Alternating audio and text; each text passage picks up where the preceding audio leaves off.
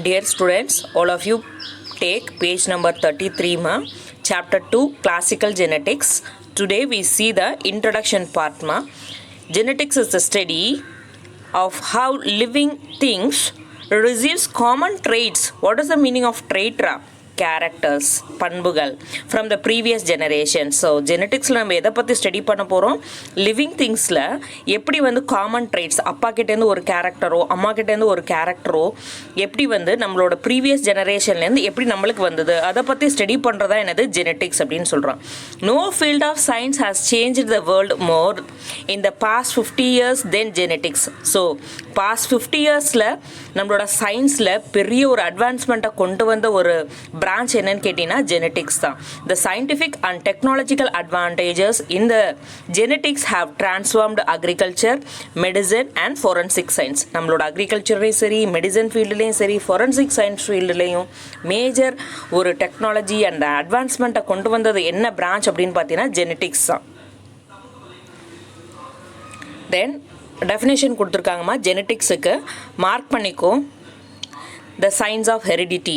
Heredity என்னது? Transfer of characters from parents to of springs.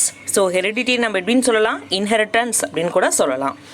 Genetics is a branch of biological science which deals with the mechanism of transmission of characters from parents to the offsprings. The term genetics was given by W. Batson in the year 1906. ஓகேவா? இந்த ஜெனட்டிக்ஸ்ன்ற டேர்மை கொடுத்தவர் யார்? W. Batson in the year 1906. So next ஜெனட்டிக்ஸை வந்து 4 major சப்டிசிப்ளின்ஸாக உனக்கு வந்து பிரிச்சிருக்காங்க. What are them? Transmission genetics, it is otherwise called as classical genetics, molecular genetics, population genetics, quantitative genetics.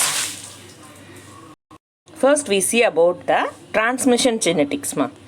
So transmission genetics or classical genetics. So definition என்ன கொடுத்துருக்காங்க பாரு. டிரான்ஸ்மிஷனாலே என்னது? ஒரு இடத்துலேருந்து இன்னொரு இடத்துக்கு transfer ஆகிறதான். Deals with the transmission of genes from parents to offsprings. So transmission genetics என்னது? Transmission of genes from parents to offsprings. So offspringsனா அடுத்த தலைமுறை, அடுத்த ஜெனரேஷன்ஸ். அந்த பேரண்ட்டோட சன்ஸ் டாட்டர்ஸ்லாம் இருக்காங்களே அவங்கள எப்படி நம்ம சொல்லுவோம்? ஆஃப் ஸ்ப்ரிங்ஸ் அப்படின்னு சொல்லுவோம். The foundation of classical genetics comes from the study of hereditary behaviors of 7 genes by Gregor Mendel. இந்த டிரான்ஸ்மிஷன் ஜெனட்டிக்ஸுக்கு யார் ஃபவுண்டர் பேசிக் அப்படின்னு பார்த்தீங்கன்னா கிரிகர் மெண்டல். அவரோட அந்த 7 ஜீன்ஸை, பட்டாணி செடியில் உள்ள 7 ஜீன்ஸை பற்றின ஸ்டடி தான் இதுக்கு வந்து பேசிக்காக இருந்தது இந்த டிரான்ஸ்மிஷன் ஜெனட்டிக்ஸுக்கு.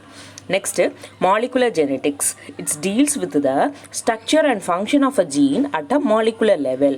ஸோ மாலிகுலர் ஜெனட்டிக்ஸில் நம்ம எதெல்லாம் பற்றி ஸ்டடி பண்ணுறோன்னா ஜீன்ஸோட ஸ்ட்ரக்சர், அதோட ஃபங்க்ஷன்ஸ், ஜீன்ஸில் என்னென்ன பார்ட்ஸ் இருக்குது, ஜீன்ஸ் எப்படி ஃபங்க்ஷன் ஆகுது, எந்த ஜீன் எந்த ப்ரோட்டீனுக்கு ரெஸ்பான்சிபிளாக இருக்குது, அதில் ரெக்கான் இருக்கா, மியூட்டான் இருக்கா, ஒப்ரான் இருக்கா, சிஸ்ட்ரான்ஸ் இருக்கா, இன்ட்ரான் இருக்கா, எக்ஸான் இருக்கான்னு அந்த ஜீன்ஸோட ஸ்ட்ரக்சரை, ஃபுல் ஸ்ட்ரக்சரை பற்றி தெரிஞ்சுக்கிறது ப்ளஸ் அதோட ஃபங்க்ஷனை பற்றி தெரிஞ்சுக்கிறது தான் உனக்கு என்னது?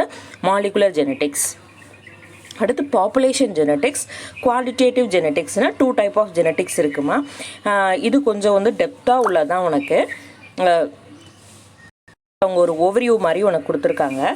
பாப்புலேஷன் ஜெனட்டிக்ஸ் அப்படின்னா பார்த்தீங்கன்னா, ஸோ ஒரு குரூப் ஆஃப் பீப்புள்ஸ்குள்ளே, குரூப் ஆஃப் இண்டிவிஜுவல்ஸ்குள்ளே ஒரு ட்ரைட்டு, ஒரு கேரக்டரை எப்படி வந்து ஃபியூ ஜீன்ஸ் டிட்டர்மைன் பண்ணுது அதை பற்றி படிக்கிறது வந்து பாப்புலேஷன் ஜெனட்டிக்ஸ். என்னம்மா?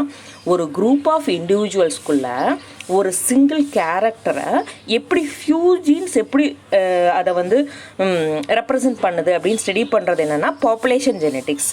அடுத்த டைம் என்னென்னு கேட்டிங்கன்னா குவான்டிடேட்டிவ் ஜெனட்டிக்ஸ். குவான்டிடேட்டிவ் ஜெனட்டிக்ஸ் அதே சேம் தான். ஒரு பாப்புலேஷனுக்குள்ளே, ஒரு குரூப் ஆஃப் இண்டிவிஜுவல்ஸ்குள்ளே ஒரு ட்ரைட்டை எப்படி மெனி ஜீன்ஸ் வந்து கண்ட்ரோல் பண்ணுதா, ஒரு அதை பற்றி ஸ்டடி பண்ணுறது வந்து குவான்டிடேட்டிவ் ஜெனட்டிக்ஸ். ஒரு ட்ரைட்டை ஃபியூ ஜீன்ஸ் வந்து கண்ட்ரோல் பண்ணுறதை பற்றி ஸ்டடி பண்ணுறது வந்து பாப்புலேஷன் ஜெனட்டிக்ஸ். ஒரு குரூப் ஆஃப் பீப்புள்ஸ்குள்ளே ஒரு ட்ரைட்டை மெனி ஜீன்ஸ் கண்ட்ரோல் பண்ணுதா அதை பற்றி ஸ்டடி பண்ணுறது என்னன்னு கேட்டிங்கன்னா குவான்டிடேட்டிவ் ஜெனட்டிக்ஸ். ஸோ நெக்ஸ்ட்டு உனக்கு ஜீன்ஸோட டெஃபினேஷன் கொடுத்துருக்காங்கம்மா. What is the reason for similarities, differences, and of appearances and skipping of generation. இதுக்கெல்லாம் யார் ரீசன் அப்படின்னு கேட்டிங்கன்னா ஜீனுன்ற அந்த ஃபேக்டர்ஸ் தான். Genes is the functional unit of inheritance. Genes is the functional unit of inheritance. It is the basic unit of heredity which transmits the biochemical, anatomical and behavioral traits from parents to offsprings. For each and every character நம்ம பாடியில் control பண்ணுறது யாருன்னு கேட்டிங்கன்னா jeans. நம்ம இப்போ blood group இருக்குது, நம்ம A positive இருக்கும், பி பாசிட்டிவ் இருக்கும், ஓ இருக்கும், ஏ நெகட்டிவ், பி நெகட்டிவ், ஏபி பாசிட்டிவ்னு சொல்லிட்டு நிறைய பிளட் குரூப்ஸ் இருக்கும். ஸோ ஒரு எக்ஸாம்பிளுக்கு சொல்கிறேன், இதெல்லாம் டிட்டர்மைன் பண்ணுறது யார்? ஜீன்ஸ் தான். நம்மளுக்கு வந்து நல்ல ஃபேராக கலராக இருக்கும், நம்ம டார்க்காக இருக்கும், ஓகேவா, நம்மளுக்கு ஹேர் நல்லா பிளாக்காக இருக்குது, நம்ம ஐ கலர் பிளாக்காக இருக்குது, நம்ம ஐ கலர் ப்ரௌனாக இருக்குது, ஹேர் ப்ரௌனாக இருக்குது. இது மாதிரி ஒரு ரீசனுக்குமே யார் ரெஸ்பான்சிபிளாக இருக்காங்கன்னு பார்த்தீங்கன்னா ஜீன்ஸு. நெக்ஸ்ட்டுமா ஹெரிடிட்டி வேரியேஷன் சொல்லிட்டு 2 டேர்ம்ஸ் கொடுத்துருக்காங்க. Genetics is often described as a science which deals with heredity and variation. ஜெனட்டிக்ஸ்னாலே என்னது? ஹெரிடிட்டி அண்ட் வேரியேஷன்ஸை பற்றி ஸ்டடி பண்ணுறது தான் ஜெனட்டிக்ஸ் அப்படின்னு சொல்லியிருக்காங்க. ஹெரிடிட்டினா உனக்கு தெரியும், transmission of characters from parents to ஆஃப் ஸ்ப்ரிங்ஸை தான் நம்ம என்னன்னு சொல்லுவோம்? ஹெரிடிட்டின்னு சொல்லுவோம். வேரியேஷன்ஸ்னால் என்னடா? நம்ம அப்பா ஒரு மாதிரி இருக்காங்க, அம்மா ஒரு மாதிரி இருக்காங்க, நம்ம ஒரு மாதிரி இருக்கோம் இல்லையா? ஸோ நீ ஒரு மாதிரி இருக்க, உன் தங்கச்சி ஒரு மாதிரி இருக்கா, அவங்க அக்கா ஒரு மாதிரி இருக்கா, உன் தம்பி ஒரு மாதிரி இருக்கான் இல்லையா? ஸோ அதுதான் என்னது? வேரியேஷன். வித்தின் த ஸ்பீஷீஸுக்குள்ளேயே நம்மளுக்கு எவ்வளோ ஒரு டிஃப்ரென்ஸ் இருக்குது பாரு, அதை தான் நம்ம என்னென்னு சொல்கிறோம்? வேரியேஷன்ஸ் அப்படின்னு சொல்கிறோம். ஸோ இந்த வேரியேஷன் எப்படி வந்துச்சு அப்படின்னு பார்த்தீங்கன்னா, நம்மளுக்கு டோட்டலாக நம்மளுக்கு இருக்கிற அந்த 46 குரோமோசோமும் நம்ம அம்மாட்டேருந்து மட்டும் வரலை. அப்படி வந்திருந்தா ஒருவேளை நம்ம வந்து அம்மா மாதிரியே இருந்திருக்கலாம். ஓகேவா? நம்மளுக்கு என்னது 23 ஹாப்ளாய்ட் செட் ஆஃப் குரோமோசோம்ஸ் வந்து அப்பா கிட்டேருந்தும் 23 குரோமோசோம்ஸ் வந்து மதர் கிட்டேருந்தும் நம்மளுக்கு வரதுனால நம்ம என்னது? அப்பா அம்மாவோட மிக்சிங் தான் நம்ம எப்படி இருக்கலாம்? அப்பா அம்மாவோட மிக்சிங் தான் நம்ம மிக்சிங் தான் என்ன பண்ணுது? வேரியேஷன்ஸை கிரியேட் பண்ணுது. Organisms belongs to the same natural population or species that shows difference in the characters is called as a variations. இது 2 கொஷின் இம்பார்ட்டன்ட் 2 மார்க் கொஷின்மா, மார்க் பண்ணிக்கோ. உன்னோட டெக்ஸ்ட் புக்கில் மார்க் பண்ணிக்கோ 2 மார்க்ஸ். ஓகேவா? ஸோ அடுத்து வேரியேஷன்ஸில் பார்த்தீங்கன்னா 2 டைப்ஸ் இருக்குது. டிஸ்கண்டினியூஸ் வேரியேஷன், கண்டினியூஸ் வேரியேஷன் இருக்குது. இந்த வீடியோவில் நம்ம டிஸ்கண்டினியூஸ் வேரியேஷன், கண்டினியூஸ் வேரியேஷன் பார்க்க போகிறோம். இது இம்பார்ட்டன்ட் 3 மார்க் கொஸ்டின் தான். ஃபர்ஸ்ட் பாயிண்ட் இதில் நம்ம என்ன கொடுத்துருக்கோம்னா, டிஸ்கண்டினியூஸ் வேரியேஷன்னா லிமிட்டட் ஃபார்ம் ஆஃப் வேரியேஷன்ஸ் இருக்கும், கண்டினியூஸ் வேரியேஷன்னா அன்லிமிட்டட் ஃபார்ம் ஆஃப் வேரியேஷன்ஸ் இருக்கும். எக்ஸாம்பிள் என்ன பாரு? Plant height of garden pea, style length of primula plant. ஓகேவா? டிஸ்கண்டினியூஸ் வேரியேஷனா வேரியேஷன்ஸ் ரொம்ப கம்மியா இருக்கும், டிஃபரன்சஸ் ரொம்ப கம்மியா இருக்கும். கண்டினியூஸ் வேரியேஷனா டிஃபரன்சஸ் உனக்கு வந்து அதிகமா இருக்கும். ஃபார் எக்ஸாம்பிள் நம்ம பீ பிளான்ட்டோட ஹைட் எடுத்துக்கும், ஒன்னு டாலா இருக்கும் இல்லைன்னா டிராஃபா இருக்கும். ஓகேவா? டாலா இருக்கும் இல்லைன்னா டிராஃபா இருக்கும். இடையில எந்த வித ஒரு இன்டர்மீடியட்ஸுமே உனக்கு இருக்காது. ஓகேவா? ஒன்னு டாலா இருக்கும் இல்லைன்னா டிராஃபா இருக்கும், இடையில எந்த வித இன்டர்மீடியட்ஸுமே உனக்கு வராது. அதுதான் என்னது? லிமிட்டட் ஃபார்ம் ஆஃப் வேரியேஷன்ஸ் தான் இங்க இருக்கும். டிஸ்கண்டினியூஸ் வேரியேஷன் அப்படின்றது என்னது? லிமிட்டட் ஃபார்ம் ஆஃப் வேரியேஷன்ஸ் தான் இருக்கும். டால் பிளான்ட், டிராப் பிளான்ட் இடையில எந்த ஒரு இன்டர்மீடியட்ஸுமே உனக்கு இருக்காது. ஓகேவா? அடுத்த செகண்ட் எக்ஸாம்பிள் என்ன கொடுத்துருக்காங்க? Style length of primula plant. Primula பிளான்ட்டோட ஸ்டைல் லென்த் பாத்தீங்கன்னா நம்ம ஃபர்ஸ்ட் லெசன்ல படிச்சிருக்கோம். அந்த ஸ்டைல் வந்து ஒண்ணுல வந்து ஹைட்டாகவும் ஒண்ணுல வந்து ஷார்ட்டாகவும் இருக்கும், இடையில எந்த ஒரு இன்டர்மீடியட்ஸுமே இருக்காது. அது மாதிரி வரதெல்லாம் டிஸ்கண்டினியூஸ் வேரியேஷன் அப்படின்னு சொல்றோம். சோ இதுல இந்த கேரக்டர்ஸ் எல்லாம், இந்த டிஸ்கண்டினியூஸ் வேரியேஷனை யார் கண்ட்ரோல் பண்றாங்கன்னா, inherited factors, that is called gene. எத்தனை jeans? 1 or 2 genes are controlling. என்னது? 1 or 2 genes தான் இந்த கேரக்டர்ஸை கண்ட்ரோல் பண்ணுது. ஒரு ஜீன்ல பாத்தீங்கன்னா more than 2 allelic forms இருக்கும், ஒரு ஜீன்ல more than 2 allelic forms இருக்கும். உனக்கு ஜீனா தெரியும்.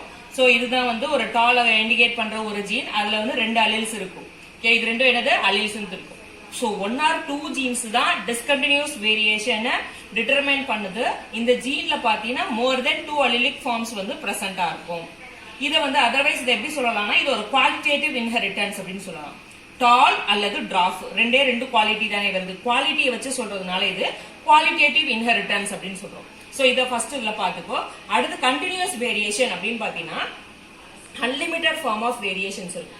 இப்போ நம்ம வந்து இது எக்ஸாம்பிள் வந்து ஹியூமன் ஹைட்டும் ஸ்கின்னோட கலரும் கொடுத்துருக்காங்க. ஸ்கின் கலர் எடுத்துக்கோ, டார்க் பிளாக் எடுத்துக்கோ, அப்புறம் ஒயிட்.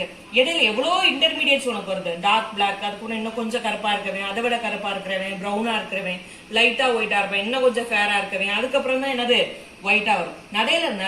நிறைய இன்டர்மீடியட்ஸ் ஃபார்ம் ஆகும். இங்க இன்டர்மீடியட்ஸ் ஃபார்ம் ஆகுதுன்னு பார்த்தோம். இங்க என்னது இன்டர்மீடியட்ஸ் ஃபார்ம் ஆகும். நிறைய இன்டர்மீடியட்ஸ் வந்துச்சுன்னா அதை நம்ம என்னன்னு சொல்றோம், கண்டினியூஸ் வேரியேஷன் அப்படின்னு சொல்றோம்.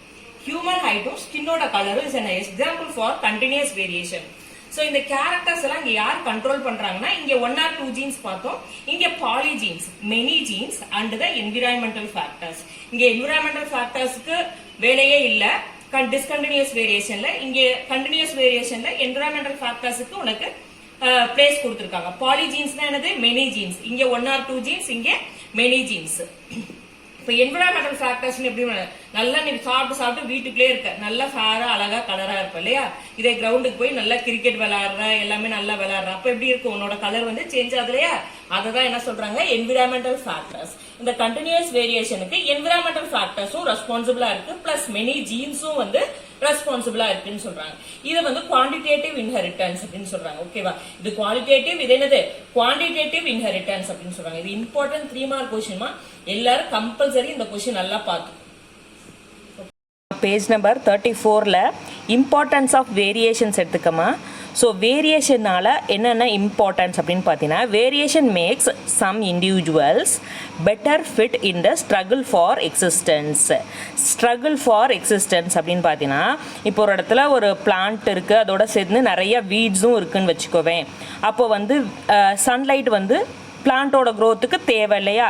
அப்போது வந்து அந்த பிளான்ட்டுக்கு பதிலாக, நம்மளுக்கு தேவையான பிளான்ட்டுக்கு பதிலாக அந்த வீடு சன்லைட்டெல்லாம் அப்சர்வ் பண்ணிச்சுன்னா அந்த இடத்துல யார் சர்வை பண்ணுவாங்க, அந்த வீடு தான் சர்வை பண்ணும்.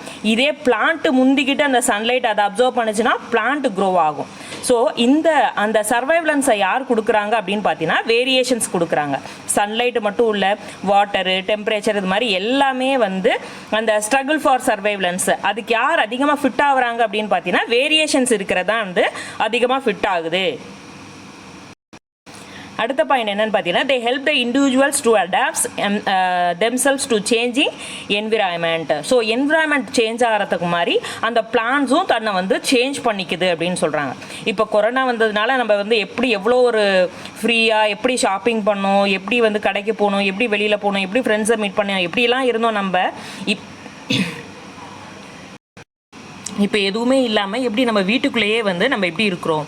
அதுதான் என்னது, they help the individual to adapt themselves to the changing என்விரான்மெண்ட்டுக்கு the variations that gives they adapt to the changing. மாறுற என்விரான்மெண்ட்டுக்கு தகுந்த மாதிரி நம்மளை மாற்ற வைக்கிறது எதுன்னு கேட்டிங்கன்னா, இந்த வேரியேஷன்ஸ் வந்து அதுக்கு ஹெல்ப் பண்ணுதுன்னு சொல்கிறாங்க.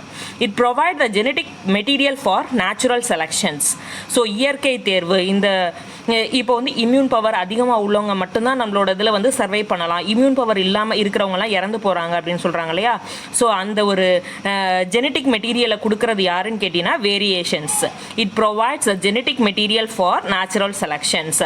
Variation allow the breeders to improve the better yield. It gives better yield, quicker growth, increased resistance and lesser inputs. ஓகேவா. ஸோ ப்ரீடர்ஸ்னால் வந்து பிளான்ஸை க்ரோ பண்ணுற ஃபார்மர்ஸை தான் நம்ம என்னன்னு சொல்லுவோம், ப்ரீடர்ஸ் அப்படின்னு சொல்லுவோம். ஸோ இது மூலமாக நம்மளுக்கு வந்து நல்ல ஈல்டும் க்ரோத்தும், அதோட இன்க்ரீஸ் ரெசிஸ்டன்ட் பவர். ரெசிஸ்டன்ட்னா வித்ஸ்டாண்ட் பண்ணி எல்லா கண்டிஷன்லையும் வித்ஸ்டாண்ட் பண்ணி சர்வை பண்ணுறதா இன்க்ரீஸ் ரெசிஸ்டன்ட் சொல்கிறோம். அண்ட் லெசர் இன்புட், நம்ம கெமிக்கல்ஸு மற்ற ஃபர்டிலைசர்ஸ் ஆட் பண்ணுறதெல்லாம் அந்த இன்புட் வந்து லெசராக கொடுத்து ஈல்டை வந்து இன்க்ரீஸ் பண்ணுறது இந்த வேரியேஷன் வந்து ஹெல்ப் பண்ணுது.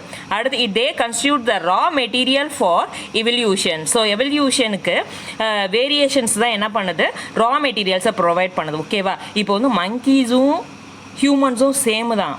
அதிகமாக எவல்யூட் ஆகி வந்தது யார், ஹியூமன்ஸ் தான். எவல்யூஷனுக்கு ஒரு பெஸ்ட் எக்ஸாம்பிள் யாருன்னு கேட்டிங்கன்னா humans. Variations provide raw materials for the evolution. இந்த வேரியேஷன், இம்பார்ட்டன்ஸ் ஆஃப் வேரியேஷன் ஒரு 3 மார்க் கொஷின்ஸு மார்க் பண்ணி படிங்க. தேங்க்யூ.